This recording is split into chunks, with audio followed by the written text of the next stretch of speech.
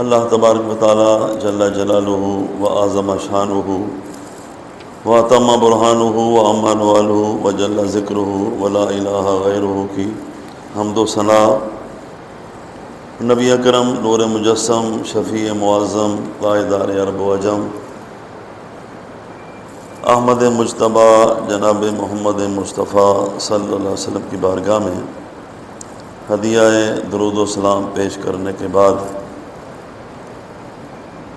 نہایت ہی واجب الاحترام معزز و محترم سامعین حضرات، آج 26 مئی ہے اور یہ دن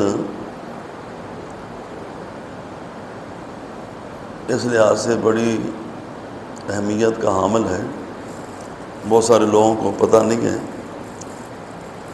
آج سے 115 سال پہلے 1908 میں منگل کا دن تھا، ختم نبوت کا سب سے بڑا ڈاکو مرزا غلام قادیانی وہ واصل جہنم ہوا تھا 26 مئی کو بروز منگل 1908 صبح 10 بجے، اور اس کی موت اتنی عبرتناک موت تھی اور شرمناک موت تھی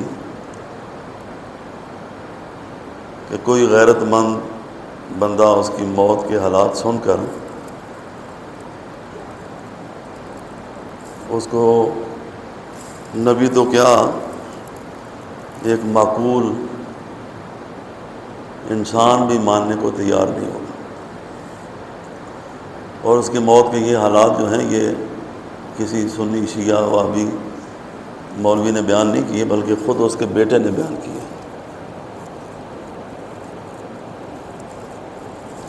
اور اس نے باقاعدہ کتاب میں لکھا ہے،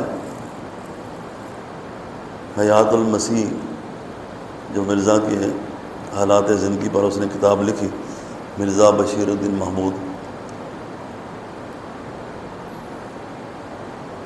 کہ حضرت صاحب کو دست لگ گئے اور آپ کا چارپائی آپ کی جو تھی وہ واش روم کے ساتھ تھی، ایک بار گئے پھر گئے پھر گئے، پھر ہماری والدہ صاحبہ نے چارپائی کے ساتھ ہی ان کے بول و براز کا انتظام کر دیا۔ ادھر سے قے آنی شروع ہو گئی، ادھر سے الٹیاں آتی تھیں، ادھر سے دست آتے تھے۔ دست جانتے ہو کیا ہوتا ہے؟ ہاں، اس میں یہی لفظ لکھا ہوا ہے، پوٹیاں۔ تو آخر ہم تھوڑا سا ادھر ہوئے تو حضرت صاحب قے اور الٹیوں کے اندر ہی پھسلے اور گرے اور ان کی موت واقع ہو گئی۔ اس لیے پوری دنیا میں جہاں بھی مسلمان رہتے ہیں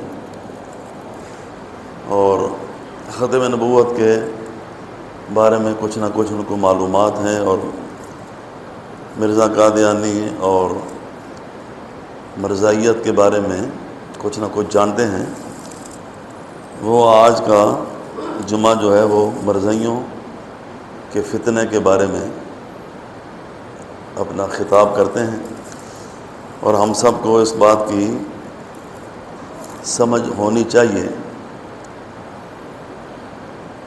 ہمارے علماء اور جو ختم نبوت کے نوجوان ہیں وہ مرزا قادیانی کے بارے میں جب سخت زبان استعمال کرتے ہیں تو کئی لبرل قسم کے لوگ یا مرزائیوں کے ساتھ جن کی دوستی ہوتی ہے یا ان کے کلیگ ہوتے ہیں یا ان کے رشتہ دار ہوتے ہیں، اگرچہ خود مرزائی نہیں ہوتے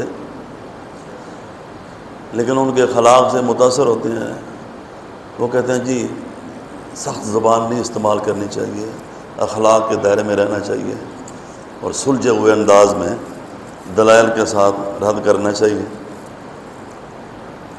اگر وہ پڑھ لیں نا کہ مرزا نے کیسی کیسی زبان نبی پاک کے بارے میں استعمال کی ہے، حضور پاک کے روضہ پاک کے بارے میں استعمال کی ہے، خلفائے راشدین کے بارے میں کیسی زبان استعمال کی ہے، حضور پاک کی شہزادی سیدہ فاطمہ الزہرا رضی اللہ تعالیٰ عنہا کے بارے میں کیسی گندی زبان استعمال کی ہے، سید الشہداء حضرت امام حسین کے بارے میں کیسی کیسی بکواس کی ہے، تو وہ اپنے اس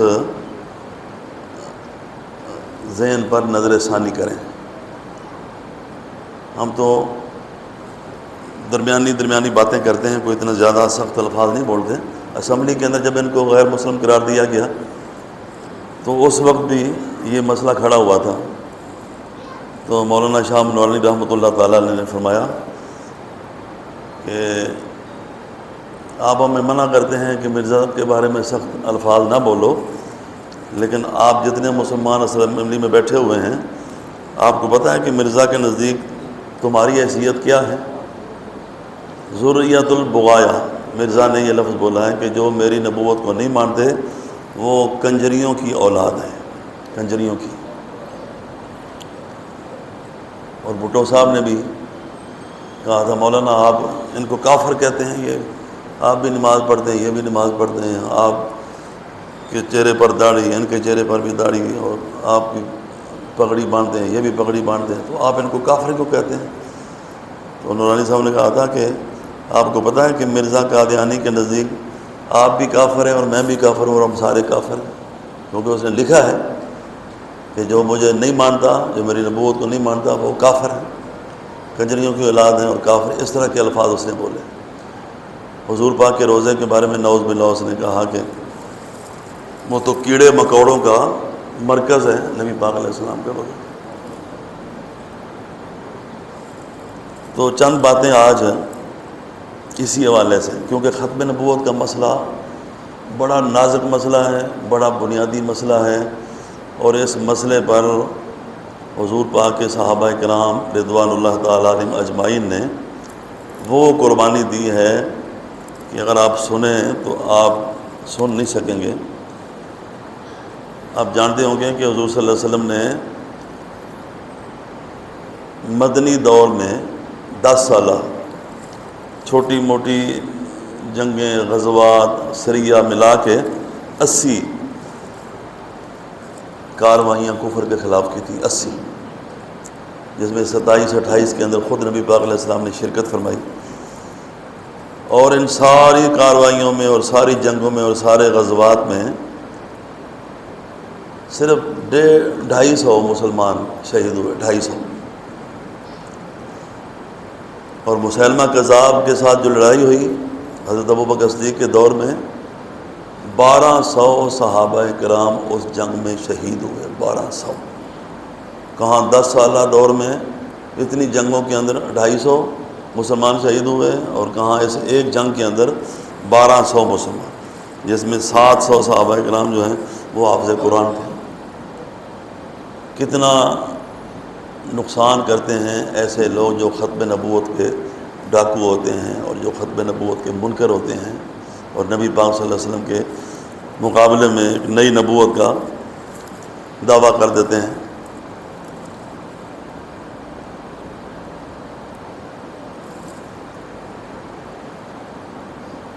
ایک عدالت میں ایک مقدمہ دائر ہوا تو مرزائی وکیل نے جج کو مخاطب کرتے ہوئے کہا کہ جج صاحب، نبوت تو ایک اعلیٰ منصب ہے، اور جو اعلیٰ منصب ہو وہ تو بہت بڑی نعمت ہوتی ہے، تو میرا مد مقابل کہتا ہے یہ نعمت ختم ہو گئی ہے۔ اچھا، یہ بھی دھوکہ دیتے ہیں، یہ ادھر سیالکوٹ کے علاقے میں ایک گاؤں میں مرزائی زیادہ رہتے تھے، تو میرے ایک دوست ہیں انہوں نے وہاں پہ جلسہ کیا، تو کافی سارے علماء وہاں پہ گئے، تو مرزائیوں کا جو وہاں پہ چیئرمین تھا اس نے سب کو بلایا، تو اس نے کہا پتہ ہے یہ مولوی کیوں آ رہے ہیں؟ یہ نبوت کو ختم کرنے کے لیے آ رہے ہیں۔ ہاں، ختم نبوت کا یہ مطلب ہے کہ یہ نبوت کو ختم کرنے کے لیے آ رہے ہیں، تو نبوت والا ختم ہو سکتی ہے؟ حالانکہ ختم نبوت کا یہ تھوڑا مطلب ہے، نبوت تو نبی پاک علیہ السلام کی جاری و ساری ہے، حضور کی نبوت جیسے کس کی نبوت ہو سکتی ہے؟ ہم تو یہ کہتے ہیں کہ حضور صلی اللہ علیہ وسلم کی نبوت کے سامنے اپنی نبوت کی بات کرنا بالکل ایسی جیسے سورج کو چراغ دکھانا۔ حضور پاک صلی اللہ علیہ وسلم کی نبوت جاری و ساری ہے، قیامت تک جاری و ساری رہے گی۔ ختم نبوت کا مطلب یہ ہے کہ نبی پاک کے بعد کوئی نیا نبی پیدا نہیں ہو سکتا، ختم نبوت کا یہ مطلب ہے۔ آج کل دور ایسا ہے کہ وہ پنجابی میں کہتے ہیں نا، جن نے لایا گلی میں اندر نال چلی۔ کئی نوجوان ایسے ہیں، کبھی رفع یدین شروع کر دیتے ہیں، کبھی اونچی آمین شروع کر دیتے ہیں، کل کچھ اور تھے آج کچھ اور۔ وہ جی پڑھا ہے، ہم نے فلاں کا کلپ سنا ہے یوٹیوب کے اوپر، فلاں بندہ آیا تھا تو اس نے کہا تھا ایسے نماز پڑھنی چاہیے، لہذا جو پہلے پڑھی وہ نمازیں ساری ضائع ہو گئیں۔ پھر وہ آگے بڑھتے ہیں، کہتے ہیں دادا صاحب کو تم بزرگ مانتے ہو، ولی اللہ مانتے ہو، ان کو تو پتہ ہی نہیں تھا نماز کیسے پڑھی جاتی ہے، سنت کے مطابق نماز کیسے پڑھتے ہیں۔ وہ رفع یدین نہیں کرتے تھے، وہ اونچی آمین نہیں کرتے تھے۔ پھر آگے سلسلہ ایسے بڑھتا چلا جاتا ہے، اللہ کے نیک بندوں کے بارے میں ذہن میں زہر جو ہے وہ بڑھتا چلا جاتا ہے، اور بندہ ہم چما دیگر نے، جیسے میں ہوں ویسا کوئی دیندار نہیں۔ اور یہی شیطان کا سب سے پہلا حملہ ہے کہ وہ بندے کے ذہن میں یہ چیز پیدا کر دیتا ہے کہ بس میرے جیسا کوئی مسلمان نہیں۔ تو یہ تو ہے نا کہ چلو آپس میں جو مسلمانوں کے مسلک ہیں ان کی باتیں سن کے بندہ متاثر ہو جاتا ہے، ایسے لوگوں کا کوئی اعتبار نہیں ہوتا۔ وہ کسی مرزائی کی تقریر سن لیں، یوٹیوب کے اوپر مرزائیوں کے جو چینل ہیں نا، ایسی وہاں وہ لچھے دار تقریریں کرتے ہیں اور دلائل کے ساتھ باتیں کرتے ہیں۔ اس طرح کا بندہ اگر ان کے ایک دو بیان سن لے تو وہ نعوذ باللہ ایمان سے ہاتھ دھو بیٹھے گا۔ اس لیے جن لایا گلی میں اندر نال چلی، یہ ایسا نہیں ہونا چاہیے، یک در گیر محکم گیر۔ اس لیے ہمارے لوگ کہتے ہیں، بزرگ کہتے ہیں کہ بس کسی اللہ کے نیک بندے کا دامن ضرور تھامنا چاہیے، ورنہ شیطان جو ہے نا وہ قدم قدم کے اوپر حملے کرتا ہے اور بندے کو پھسلا کے رکھ دیتا ہے۔ وہ جو کہا گیا نا کہ جس تک کا کوئی مرشد نہیں ہے اس کا شیطان مرشد ہوتا ہے، وہ عوام الناس، ایسے عوام الناس جو ہر کسی کی بات سن کر غلط ہو صحیح ہو حق ہو باطل ہو وہ ایمان اپنا ڈاما ڈول کر دیں، ایسے بندے کے لیے ضروری ہے کہ اس کے ہاتھوں میں کسی کامل کا دامن ہو، ورنہ اپنے آپ کو تباہ کر لے۔ تو اس نے کہا جی یہ تو نبوت و اعلیٰ منصب ہے اور یہ بڑی نعمت ہے اللہ کی، اس کو ختم نہیں ہونا چاہیے، اس کو جاری رہنا چاہیے اور عام کرنا چاہیے۔ تو مسلمان وکیل نے کہا جج صاحب آپ اس کی بات سن کر متاثر ہو گئے ہیں، یہاں اپنے ساتھ ایک کرسی لگا دیں تو میں وہاں بیٹھنا چاہتا ہوں، کیونکہ جج ہونا بڑا اعلیٰ منصب ہے اور اس کو عام ہونا چاہیے، لہذا میں بھی آپ کے ساتھ بیٹھ کر جج بن کے فیصلے کرتا ہوں۔ تو جج نے کہا نہیں، یہ تیرے اختیار میں یہ نہیں ہے، یہ حکومت جو ہے وہ جج بناتی ہے۔ تو اس مسلمان وکیل نے کہا کہ اگر جج بننا میرے اختیار میں نہیں ہے تو نبوت اور نبی بننا جو ہے یہ بھی مرزا قادیانی کے اختیار میں نہیں ہے۔ پھر اس نے ایک 100 کا، اس دور میں 100 کا نوٹ سب سے بڑا نوٹ ہوتا تھا، اس نے نوٹ نکالا تو اس نے کہا یہ اعلیٰ چیز ہے کہ نہیں؟ کہا ہے۔ یہ عام ہونی چاہیے کہ نہیں؟ ہونی چاہیے۔ تو اس نے کہا مجھے مہر دو، میں نوٹ چھاپ کے تو میں عام کرتا ہوں اس کو۔ اس نے کہا اس طرح آپ مجرم قرار پائیں گے۔ کہا 100 کا نوٹ جو جعلی تیار کرے وہ مجرم ہے، اور جو نبی پاک کی ختم نبوت پر ڈاکہ ڈالے وہ کیسے پاکیزہ اور اچھا کیسے ہو سکتا ہے؟ اس سے بڑا مجرم اور کون ہو سکتا ہے؟ یہ بات یاد رکھنی چاہیے کہ ہمارے پاکستان کے قانون کے اندر یہ چیز شامل ہے کہ مرزائی جو ہیں وہ مسلمانوں کے جو شاعر ہیں ان کو استعمال نہیں کر سکتے۔ آئین کے مطابق وہ اپنی عبادت گاہوں کو مسجد نہیں کہہ سکتے، وہ اذان نہیں دے سکتے، اپنے آپ کو مسلمان نہیں کہہ سکتے، اپنے مذہب کو اسلام نہیں کہہ سکتے۔ اگر وہ ایسا کہیں اور ہمیں غیرت نہ آئے اور ہم زبان بند رکھیں اور برداشت کرتے رہیں تو نہ ہم مسلمان کہلانے کے قابل ہیں نہ ہم پاکستانی کہلانے کے قابل ہیں۔ قانون کی بھی خلاف ورزی ہوگی اور ہمارے دین اور اسلام کی بھی خلاف ورزی ہوگی۔ لوگ کہتے ہیں جی فلاں بندہ سر ظفر اللہ بڑا پڑھا لکھا بندہ تھا، وہ پاکستان کا پہلا وزیر خارجہ تھا، وہ قادیانی تھا۔ ڈاکٹر عبدالسلام جو ہے سائنسدان، وہ کوئی ضروری نہیں ہوتا کہ ایک بندہ اگر ایک شعبے میں پڑھ لکھ جائے تو وہ ہر شعبے میں ماہر ہو جائے، وہ قرآن کا بھی ماہر ہو جائے، وہ حدیث کا بھی ماہر ہو جائے، وہ فقہ کا بھی ماہر ہو جائے، وہ دین اسلام کو بھی زیادہ سمجھنے والے ہوں۔ کئی لوگ ایسے ہیں بہت بڑے فلسفی ہوتے ہیں لیکن دین کے اعتبار سے کورے ہوتے ہیں، بہت بڑے سائنسدان ہوتے ہیں لیکن اسلام کا ان کو پتہ ہی نہیں ہوتا۔ ہمارے آپ اپنے ملک میں اندر دیکھ لیں، اسمبلی کے اندر دیکھ لیں، اپنے وزراء کو دیکھ لیں، باہر کے پڑھے ہوئے، کیمبرج کے، آکسفورڈ کے، فلاں یونیورسٹی، لیکن کل شریف نہیں آتی، پہلا کلمہ سے ہی پڑھنا نہیں آتا۔ تو کوئی ضروری ہے وہ بندہ اگر دنیا کے اعتبار سے زیادہ پڑھا لکھا ہو تو وہ دیندار بھی اتنا ہی بڑا ہو؟ یہی بات کہی تھی نا ابو نواس بغداد کا جو مشہور شاعر تھا نا، اس نے نظام معتزلی کو یہی بات کی۔ نظام معتزلی بہت بڑا فلسفی تھا، تو اس نے کہا فَقُلْ لِمَنْ يَدَّعِي بِالْعِلْمِ فَلْسَفَةً، کہ وہ بندہ جو اپنے آپ کو بہت بڑا فلسفی کہلاتا ہے اس کو کہے حفظت شیئا وغابت عنک اشیاء، کہ تو فلسفی تو بہت بڑا بن چکا ہے لیکن نہ تیرے پاس دین رہ گیا ہے اور نہ تیرے پاس اسلام باقی رہ گیا ہے۔ ایک چیز تو نے حاصل کر لی ہے اور ہزاروں چیزوں کو سے تو محروم کر دیا گیا ہے۔ جیسے دین ملے گا تو دینداروں سے ملے گا جو قرآن و سنت کو جاننے والے ہیں۔ لہذا فلسفی ہونا یا ڈاکٹر ہونا یا سائنسدان ہونا یا وزیر بن جانا، اس کا یہ مطلب نہیں کہ وہ ہمارا سب کچھ بن گیا۔ آج دور ایسا جا رہا ہے کہ بس جس کو ہم اپنا لیڈر مان لیتے ہیں وہی ہمارا سب کچھ ہو جاتا ہے، اس کو دین کا پتہ ہو یا نہ ہو، بس جو وہ کہے وہی دین ہے، وہی اسلام ہے۔ یہ دیکھا نہیں آپ نے ان دنوں کے اندر مختلف لیڈروں کی تعریف کرنے والے مختلف لوگوں نے کیسے کیسے کلمات اپنی زبان سے ادا کیے ہیں، رسول کے برابر کر دیا ہے، اور اس کے ساتھ دینا اس کو جہاد قرار دے دیا، اور جو مد مقابل ان کو کافر قرار دے دیا۔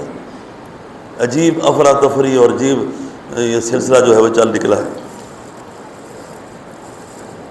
مرزا قادیانی جو ہے اس کی اگر آپ زندگی کا مطالعہ کریں نا، یہی وجہ ہے کہ جب مرزائیوں سے مناظرہ ہوتا ہے نا تو وہ اس کی زندگی پر نہیں جاتے، کہتے ہیں جی سیرت کو اور زندگی کو اور سوانے کو اس کو چھوڑو، یہ کوئی چیز نہیں ہے، آپ دوسرے دلائل جو ہیں ان سے بات کرو، کیونکہ ان کو پتہ ہے کہ اگر اس کی سیرت اور اس کا سوانے بیان کی گئی تو ہر بندے کو پتہ چلے گا کہ یہ بندہ تو ایک مقبول انسان بھی نہیں چاہیے جائے کہ اس کو نبی مانا جائے۔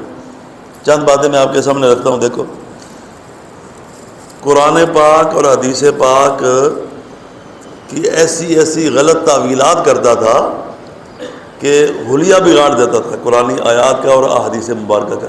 مثلا وہ حدیث پاک جس میں حضور پاک نے فرمایا کہ عیسیٰ علیہ السلام جو ہیں اللہ پاک ان کو 2 چادریں عطا فرمائے گا۔ اب 2 چادروں سے ظاہری معنی تو یہ ہے کہ اوپر چادر ہوگی ایک نیچے ہوگی، جیسے بندہ احرام باندھتا ہے، اور باطنی معنی کرو تو نور کی 2 چادریں اللہ پاک ان کو عطا کرے گا کیونکہ وہ اللہ کے نبی اور رسول ہوں گے۔ لیکن اس سے جب پوچھا گیا کہ وہ 2 چادریں کون سی ہیں تو کہا میرے پاس بھی ہیں 2 چادریں۔ کون سی ہے؟ ایک میرا دماغ جو ہے نا وہ ٹھیک نہیں ہے، ایک یہ چادر ہے مالی خولیا مجھے، اور دوسری چادر جو ہے وہ نیچے والی وہ کثرت بول، مجھے پیشاب بہت، کیونکہ روزانہ 100 مرتبہ پیشاب کرتا تھا میرا۔ ایک چادر یہ ہے میرا دماغ خراب ہے، دوسری چادر جو ہے وہ زیادہ پیشاب کا آنا، یہ دوسری چادر۔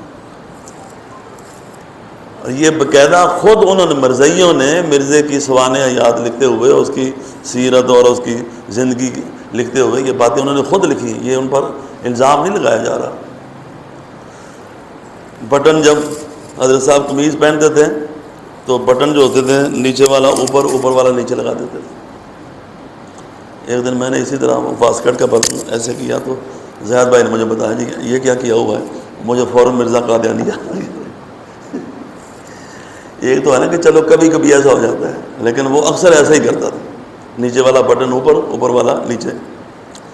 اور جب تیل لگاتے تھے حضرت صاحب داڑھی کو، سر کو اوپر سے شروع کرتے، داڑھی کو لگا کے یہ سارا گریبان تیل سے تر کر لیا کرتے تھے۔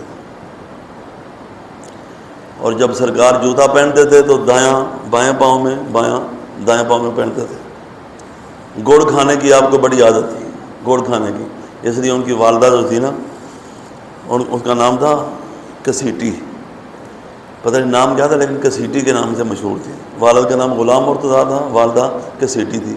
تو وہ 2 جیبیں ہوتی تھیں، کیونکہ پیشاب بھی کثرت سے کرتے تھے نا، 100 بار پیشاب کرنا، تو خود مرزا صاحب ایک جیب میں ڈھیلے، مٹی کے ڈھیلے رکھتے تھے۔ اس دور میں یہ تو نہیں ہوتا تھا نا ہر جگہ فلش سسٹم ہوا، آج سے آپ کو پتہ ہے 120 سال پہلے کی بات ہے۔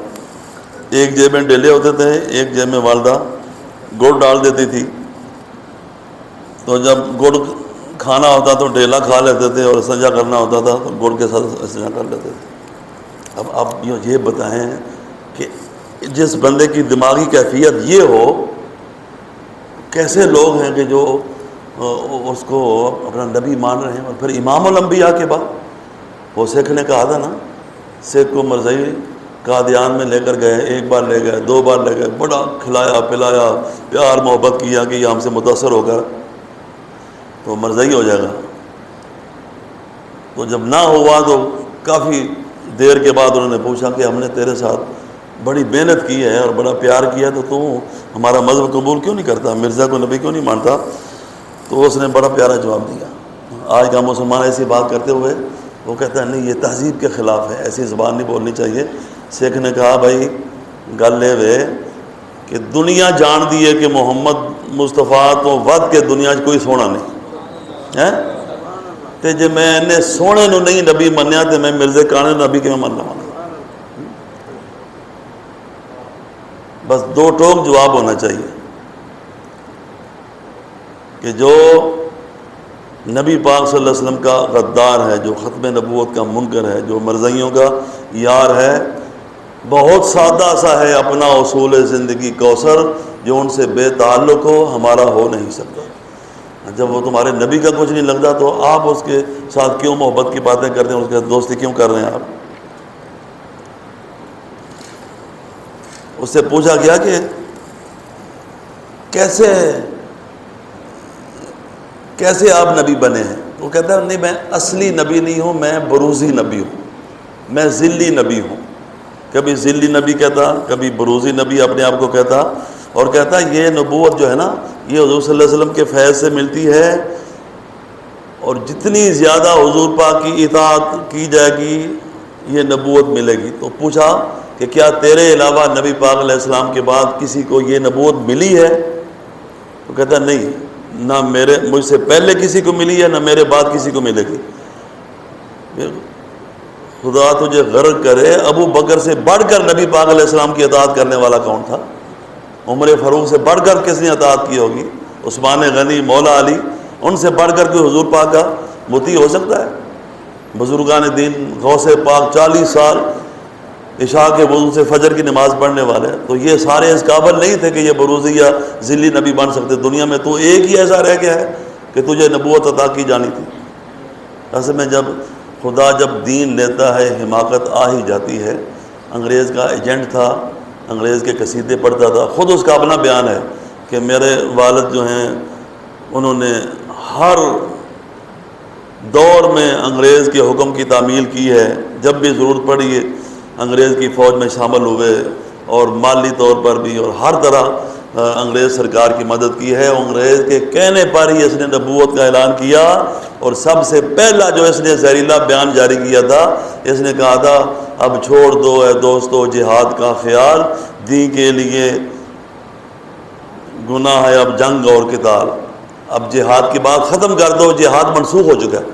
وہ جہاد جس کے بارے میں اللہ کے نبی نے فرمایا الجہاد ماضٍ الی یوم القیامہ، کہ جہاد جو ہے وہ قیامت تک جاری و ساری رہے گا۔ اس نے سب سے پہلے یہ بیان دیا، اور اس کی کتابوں میں لکھا ہوا ہے، باقاعدہ اشعار کے اندر اس نے یہ بیان دیا ہے کہ اب جہاد جو ہے وہ ختم ہو چکا ہے۔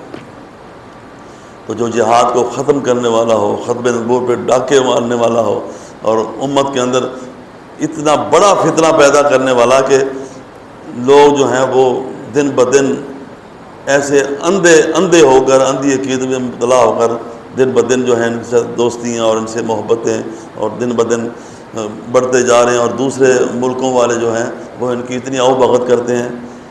میں ایک دفعہ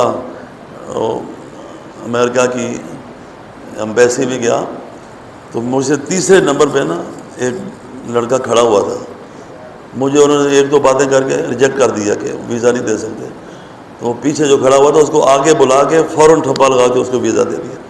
جرمنی اور دوسرے ممالک کے اندر مرزائیوں کو بڑی آسانی سے ویزے مل جاتے ہیں، کیونکہ ان کا خود کاشتہ پودا تھا مرزا قادیانی، اور جو اس کے پیروکار ہیں ان کے ساتھ وہ اسی طرح کا معاملہ کرتے ہیں۔